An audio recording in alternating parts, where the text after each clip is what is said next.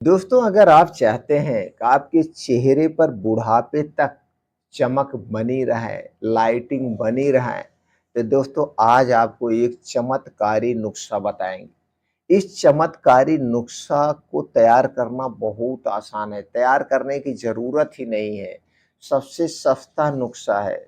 1 दिन का खर्चा मात्र ₹5 से ₹10 आएगा। अगर आप इस चमत्कारी नुस्खे को डेली प्रयोग करते हैं, यानी कि इसका डेली सेवन करते हैं, तो दोस्तों मरते दम तक आपके चेहरे की चमक बनी रहेगी। चेहरे पे छाइयाँ, झुर्रियाँ नहीं आएँगी। लेकिन उसके पहले आपको एक काम करना होगा। वह क्या काम है? वह काम है दोस्तों अपने खाने-पीने में कुछ सावधानियाँ बरतना होगा। कुछ ऐसी चीज़ें हैं जिसे आपको कभी नहीं खाना है और ये चीज़ें हमारे चेहरे के दुश्मन हैं। कील मुहासे को बढ़ाने के लिए, स्किन के रोग को बढ़ाने के लिए दोस्तों सबसे ज़्यादा मानी जाती हैं। इन्हें खाने से बचना होगा। तो चलिए पहले कुछ सावधानी को जानते हैं, फिर उस चीज़ के बारे में जानते हैं, उस नुस्खे के बारे में जानते हैं, जो कि हमारे चेहरे की लाइटिंग बनाएगा, हमारे चेहरे की झुर्रियों को दूर करेगा और दोस्तों हमारे शरीर को स्ट्रॉन्ग बनाएगा। इतना शक्तिशाली नुस्खा है, या वह चीज़ आप कह सकते हैं। तो सबसे पहले हम जानते हैं दोस्तों कि हमारे चेहरे पे छुइयाँ, झर्रियाँ क्यों आती हैं। दोस्तों जिसका पाचन तंत्र गड़बड़ होता है, जो मीठा ज़्यादा खाता है, यानी चीनी से बनी हुई जो चीज़ें ज़्यादा खाते हैं, तली भुनी चीज़ें जो ज़्यादा खाते हैं, उन्हीं के चेहरे पे दाग धब्बे ज़्यादा निकलते हैं। दोस्तों किसी भी एक्टर को ले लीजिए या किसी को आप ले लीजिए जिसके चेहरे पे देखते होंगे बुढ़ापे तक ऐसे लाइटिंग बनी है, तो जब आप उनकी ज़िंदगी में झाँकेंगे या उनसे बात करेंगे, तब उनका राज खुलता है। दोस्तों कभी भी मीठे का प्रयोग नहीं करते। तो दोस्तों अगर आप चेहरे पे लाइटिंग चाहते हैं तो सबसे पहले चीनी से बनी हुई कोई भी चीज़ आप मत खाइए। मीठा खा सकते हैं तो मीठे में आप गुड़ का प्रयोग कर सकते हैं, लेकिन चीनी का प्रोडक्ट कभी मत यूज़ करना। अगर आपको अपने चेहरे से संबंधित, अपने चेहरे से प्रेम है, चेहरे से संबंधित बीमारियों से बचना चाहते हैं, तो चीनी से बनी हुई कोई चीज़ नहीं लेना है और तली भुनी हुई चीज़ों का सेवन आपको नहीं करना है। अपने पाचन तंत्र को स्ट्रॉन्ग बनाना है। पाचन तंत्र के लिए चीनी वाले प्रोडक्ट, मैदे वाले प्रोडक्ट, तली भुनी वाली चीज़ें जितनी भी है, ये सबसे खतरनाक मानी जाती हैं। तो दोस्तों इन चीज़ों का सेवन आप मत करिए। आप गैस, कब्ज़, एसिडिटी से दूर रहना पड़ेगा आपको। गैस, कब्ज़, एसिडिटी से दूर रहना। अगर आपको गैस, कब्ज़, एसिडिटी की शिकायत है, तो सबसे पहले आप गैस, कब्ज़, एसिडिटी को दूर करिए।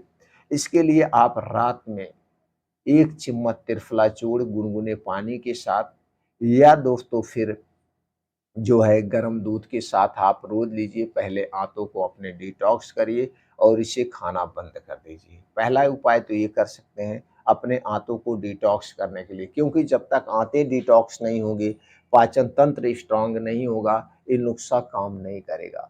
दूसरा चीज़ है आपको दोस्तों, अगर ये आप कर लीजिए ठीक है। अगर आंवले का सीज़न है तो रोज़ सुबह खाली पेट 2 से 3 आंवला खाइए। आंवला खाने से दोस्तों पाचन तंत्र से संबंधित जो समस्याएं हैं वो दूर होती हैं, आंतें डिटॉक्स होती हैं। नींबू का आप प्रयोग कर सकते हैं। तो दोस्तों दिन भर में 1 नींबू आप सेवन करिए। जब भी नींबू का प्रयोग करना है, इसे दोस्तों मिट्टी के बर्तन या कांच के बर्तन में ही घोल के पीना और गुनगुने पानी के साथ लीजिए, तो सबसे बढ़िया काम करेगा डिटॉक्सिफ़ाई करने के लिए। इसका प्रयोग कर सकते हैं। रात में मुनक्के का प्रयोग कर सकते हैं अपने आंतों को क्लीन करने के लिए। नहीं तो दोस्तों अगर आप नेचुरल तरीका अपनाना चाहते हैं, तो आप पानी का एनेमा लीजिए। सबसे पहले आपकी आंतें क्लीन होनी चाहिए। चलिए अब आपने 1 हफ्ते, 15 दिन, 20 दिन अपने आंतें को क्लीन कर लिया, कब्ज़ को दूर कर दिया, एसिडिटी खत्म हो गई। अब आपको क्या लेना है वो उसके बारे में जान। आज हम दोस्तों बात कर रहे हैं मखाना के बारे में। मखाना एक सुपर फूड है। मखाना एक सुपर फूड है, बस इसे आप जान लीजिए खाना कैसे है, सबसे बढ़िया तरीका खाने का इसका क्या है। तब आप दोस्तों जब इसे इस तरीके से खाएँगे तब इसके फ़ायदे आपको मिलेगा। तो आयुर्वेद में इसे खाने का तरीका क्या बताया गया है, जो स्किन रोग के लिए सबसे फ़ायदेमंद है, चेहरे पे लाइटिंग लाएगा, शारीरिक कमज़ोरी को दूर करेगा। तो उसके पहले जान लेते हैं मखाना में पाया क्या-क्या जाता है। दोस्तों मखाना में 99.7% प्रोटीन होता है, 76.9% कार्बोहाइड्रेट होता है, 0.2% वसा होता है, 1.4% इसमें खनिज होता है और 90 milligram phosphorus, 1400 milligram iron, fibre, antioxidant, anti diabetic गुण और amino acid, vitamin B 2, vitamin B 6, vitamin B 3 जैसे तत्व पाए जाते हैं। इतने गुणों से संपन्न है ये आपका मखाना। दोस्तों मखाना आपको दो टाइप में प्रयोग करना है, दोनों में से जो तरीका आपको अच्छा लगे वो तरीका आप अपना सकते हैं। पहला तरीका है, आपको दोस्तों मखाना लेना है, अच्छी क्वालिटी का जो सड़ा गला ना हो। कुछ मखाने बहुत पुराने हो जाते हैं तो अंदर उसमें कीड़े पड़ जाते हैं, तो अच्छी क्वालिटी का आपको मखाना लेना है और देसी गाय का घी लेना है। देसी गाय का घी चाहिए आपको, देसी गाय का घी चाहिए, पैकेट का नहीं चाहिए, कंपनी का नहीं चाहिए। अगर ये आपके घर का है तो ठीक है, नहीं तो आपके गाँव में किसी के घर से आप ले लीजिए। देसी गाय के घी में उसी मखाने को भूनना है, बस थोड़ा-सा घी नहीं डालना है।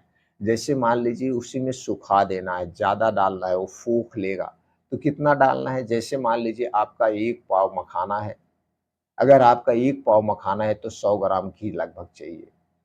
100 ग्राम 50 ग्राम घी में बढ़िया से भून लेना है, स्लो आँच पे वो मखाना खे फूँक लेगा। अब उसमें आप अगर नमकीन टाइप में करना चाहते हैं तो उसमें दोस्तों काला नमक मिला सकते हैं। नहीं तो ऐसे ही इस मखाने को आपको खाना है, कब खाना है? ऐसे सुबह खाली पेट आपको खाना है। कब खाना है? रोज़ सुबह खाली पेट। जब आप योगा, प्राणायाम, मेडिटेशन करके घर वापिस आएँगे तो आपको ऐसे खाली पेट दोस्तों 25 से 30 ग्राम मखाना ऐसे खाना है। एक मुट्ठी में जो मखाना आएगा, आपको रोज़ सुबह खाना है। 25 से 30 ग्राम मखाना वज़न करके आपको डेली खाना है। ये तो पहला तरीका हो गया। दूसरा तरीका यह है दूसरा तरीका है दोस्तों, रात में आप लेंगे 25 से 30 ग्राम मखाना ले सकते हैं या 20 से 25 ग्राम आप मखाना ले सकते हैं। शुरुआत कम से करिए। अगर आपको गैस, कब्ज़, एसिडिटी की शिकायत है, आपका पाचन तंत्र कमज़ोर है तो आप थोड़े से शुरुआत करिए 10 से 15 ग्राम से। धीरे-धीरे बढ़ाइएगा क्योंकि यही एक सुपर फूड है। आप अधिक मात्रा में खाएँगे तो गैस एसिडिटी हो सकती है। तो दोस्तों आपको लेना है 15 से 20 ग्राम मखाना लेना है। इसे किसी मिट्टी के बर्तन या काँच के बर्तन में आपको रात को भिगोना है। अगर आपको मीठा पसंद है तो आपको मीठा पसंद है, इसी में दोस्तों धागे वाली मिश्री डाल देना है। धागे वाली मिश्री दोस्तों सेफ होती है, आपको मार्केट में मिल जाएगी। अगर आपको मीठा पसंद है तो उसी पानी में धागे वाली मिश्री आप डाल दीजिए अपने स्वाद के अनुसार और रात को भिगो दीजिए। सुबह जब आप योगा, प्राणायाम, मेडिटेशन करके घर वापिस आएँगे तो दोस्तों इस पानी को पी लेना है और ऊपर से मखाना खा लेना है। तो इतने पानी में आप भिगोइए जिससे वो पानी पूरा मखाना सोख ले। ये भी कर सकते हैं आप, तो पानी जो बचेगा वो पी लीजिए और इसी मखाने को ऐसे चबा-चबा के खाना है। 2 तरीके से आप इसे खा सकते हैं। बस इतना ध्यान देना है, इसे खाने से पहले और खाने के 2 ढाई घंटे बाद तक आपको कुछ नहीं खाना-पीना है, जब तक आपको अच्छी सी खूब भूख ना लग जाए। तो इसे कितना दिन खा सकते हैं दोस्तों? इसे हमेशा आप खा सकते हैं। बस मात्रा घटाते-बढ़ाते रहिए, कभी इस तरह से खाइए, कभी भिगो के खाइए, कभी उसको उसमें भून के खाइए, तो आपकी शारीरिक कमज़ोरी को भी दूर करेगा, चेहरे पे लाइटिंग ऐसे बनाए रखेगा।